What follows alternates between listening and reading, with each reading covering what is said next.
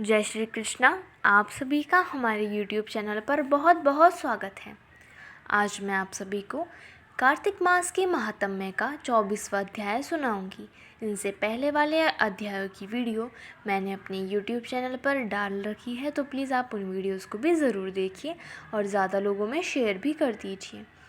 राजा पृथु ने कहा, देवर्षि श्री नारद जी से पूछा, नारद जी, आपने तुलसी के इतिहास, व्रत, महात्म्य के बारे में कहा है। अब यह बताने की कृपा करें कि क्या इस कार्तिक मास में और भी देवताओं का पूजन होता है, यह भी मुझे समझाकर कहिए। श्री नारद जी बोले, पहले समय पर्वत के निकट कर्तिपुर में एक धर्मात्मा धर्मदत्त नामक ब्राह्मण रहता था।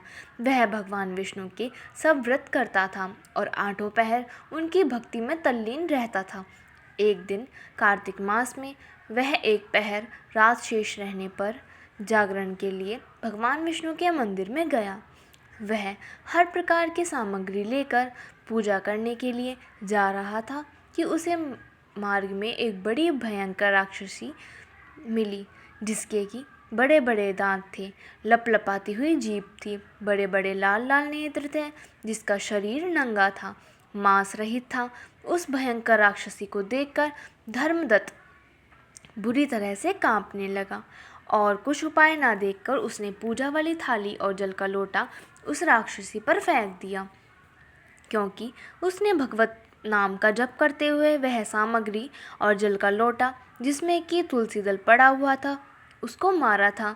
इससे उसके जन्म जन्मांतर के पाप नष्ट हो गए और उसे अपना पूर्व जन्म स्मरण हो आया। वह हाथ जोड़कर धर्मदत्त के चरणों में गिर पड़ी और उसने कहा, हे विप्र, मैं पूर्व जन्म के कर्मों के फल से इस अवस्था को प्राप्त हुई हूँ।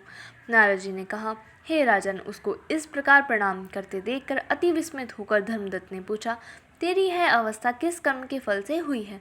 तू पूर्व जन्म में कहाँ रहती थी और तेरा कैसा चरित्र था? यह सब कुछ तू मुझे बता।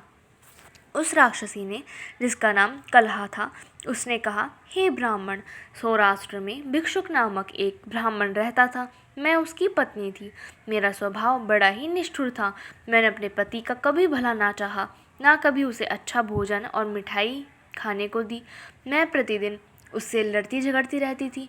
मुझे इस प्रकार की लड़ाका देखकर तथा नित्य प्रति की कलह से तंग आकर मेरे पति ने दूसरा विवाह करने का निश्चय किया।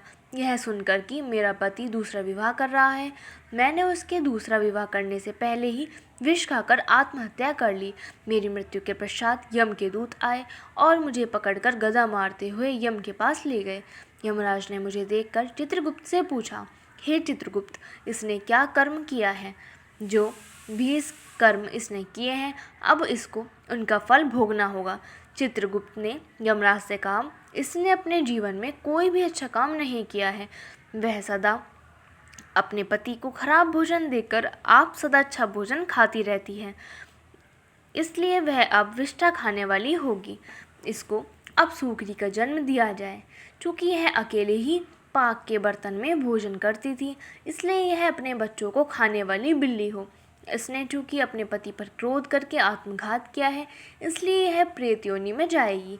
अब आप इसे अपने दूतों द्वारा मरुस्थान में भेज दीजिए। वहाँ पर वह बहुत दिनों तक प्रेत योनि में रहकर फिर यह पापिन अपनी तीनों योनियों को भोगे। लो, हे विप्र, अतः मैं 500 वर्षों से प्रेत योनि में हूँ और भूख प्यास के कारण नित्य दुखी रहती थी कि एक दिन भूख से तंग आकर मैं एक वैश्य के शरीर में प्रविष्ट हो गई और उसके शरीर द्वारा मैं कृष्णा और वेणी के संगम पर इस देश में आ पहुँची।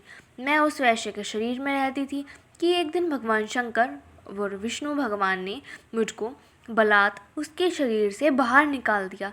फिर मुझे आप दिखाई दिए। आपके लोटे में से तुलसी जल का एक छींटा मेरे ऊपर पड़ा, जिससे कि मेरे सब पाप नष्ट हो गए। हे द्विजोत्तम, अब आप मुझे यह बतलाइए कि आगे होने वाली 3 योनियों और इस प्रेतभय से मेरी मुक्ति किस तरह होगी।